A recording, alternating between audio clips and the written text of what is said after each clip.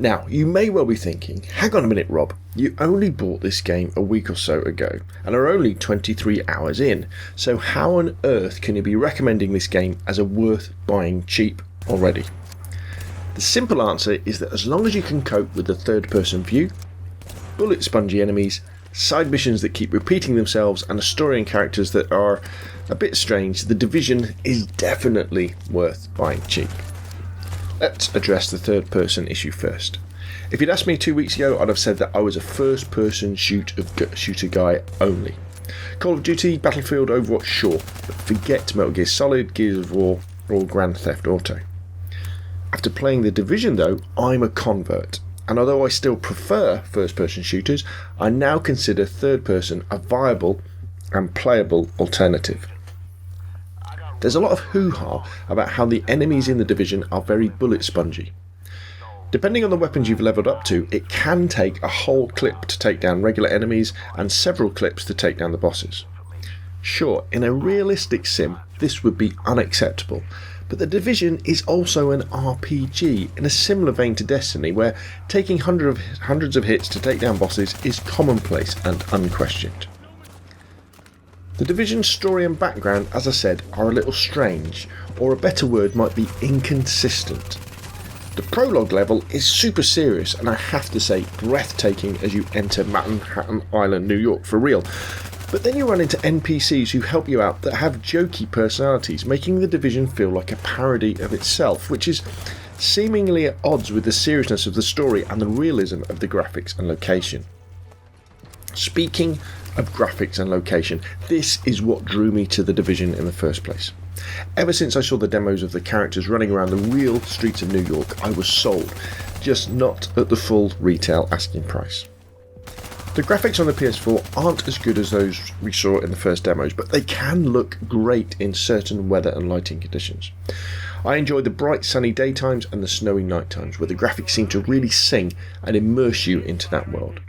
The music, however, is fantastic. Think the synth vibe from Escape from New York and you're there. The background to the game is that a deadly virus has been released in New York, so Manhattan Island has been sealed off and has descended into chaos and anarchy. Some elements of the army and police are still operating, but the first wave of your unit has disappeared. Your job is to wander around New York, completing larger missions and smaller side missions, encounters, and picking up various pieces of intel. You'll be killing enemy bosses, clearing areas of criminals, rescuing citizens, defending supply drops, exploring, investigating missing persons, and gathering data on the virus so your team can get to the bottom of what happened. The city is divided into areas based on player skill levels, and as I've said, The Division is an RPG, so as you engage enemies and complete tasks, you level up and pick up more powerful weapons and equipment. Inventory management figures large in this game. You'll be scrapping weapons for parts, crafting new ones from found blueprints, picking up gear from fallen enemies, and buying and selling items from various vendors. Don't worry though, because although this can seem a little bit complicated at first, just go for the stuff with the big numbers and you'll usually be fine. An indication of how much I enjoy The Division, despite the repetitive gameplay, is that I haven't played anything else since I bought it about a week and a half ago. Just as I'm getting a little bored with the game, it'll surprise me with a different encounter or location that perks my interest. A recent example of this would be when I was exploring an underground train station. I started walking down the train tunnel tracks to find that they led all the way to another part of the map, one that I wasn't at high enough level to survive long in, but it got my adrenaline pumping and kept me in the game for another hour or so. I couldn't finish this video without talking about the Dark Zone. This is the area of New York where the enemy AI are much more powerful than in the rest of the game, with better loot to drop too. But more importantly, it's the area of the game where other real players will be. The genius of this is that you can either work together to take on the AI with other agents, as you're called, or work against each other to kill and steal each other's earned equipment. And the added magic dust is that you can do this all alone, or in teams, which you can take into the Dark Zone, or you can squad up with other players on an ad hoc basis while in the game. An example of this would be when I was playing tonight. I was creeping around the Dark Zone by myself and I got killed a couple of times without extracting any loot. Then I came across a group of real players having a firefight by an extraction point with some AI, so I helped them out, we defeated the AI, and they invited me to join their group.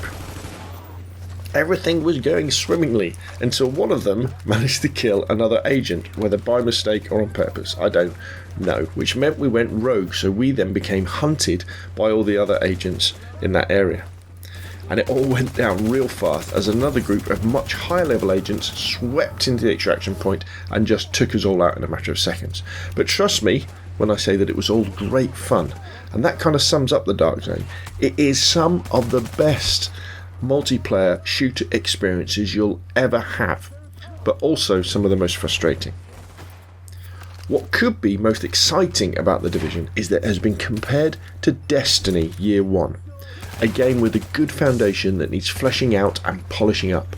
And as I'm recording this video, the developers are working on the big 1.4 update, which should make The Division even bigger and better.